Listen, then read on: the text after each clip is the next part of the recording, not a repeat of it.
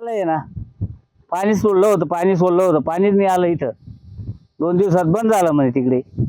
आता मागच्या साली 7 जूनलाच पाणी पडला होता. आज 17-18 जून झाली तरी पाणी नाही पडत नाही.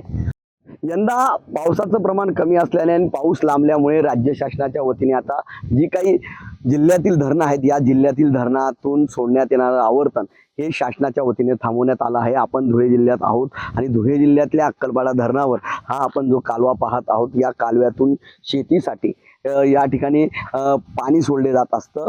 13 जून रोजी हे पाणी सोडण्यात देखील आलं. मात्र राज्य शासनाने तात्काळ जे आदेश दिले की पिण्याच्या पाण्यासाठी हे पाणी महत्त्वाचं असल्याने तात्काळ जे काही आवर्तन सोडण्यात आले हे आवर्तन सोडू नये आणि ते बंद करावे असे आदेश आल्यानंतर या ठिकाणी हे पाणी थांबवण्यात आलेलं आहे.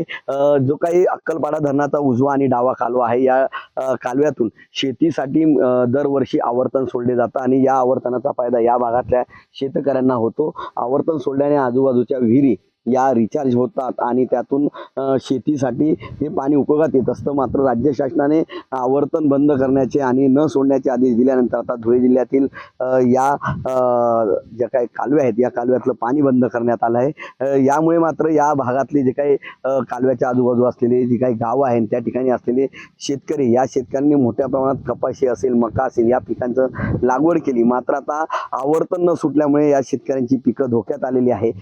त्यामुळे शेतकरी अडचणीत सापडलेला आहे. मात्र पिण्याचं पाणी महत्त्वाचं असल्यामुळे शासनाच्या वतीने हे आवर्तन आता सध्या बंद करण्यात आलेलं आहे. त्यामुळे पाणी देखील काटकसरीने वापरण्याचं आव्हान देखील प्रशासनाच्या वतीने करण्यात आलेलं आहे. मनीष वासोळे, TV9 मराठी, धुळे.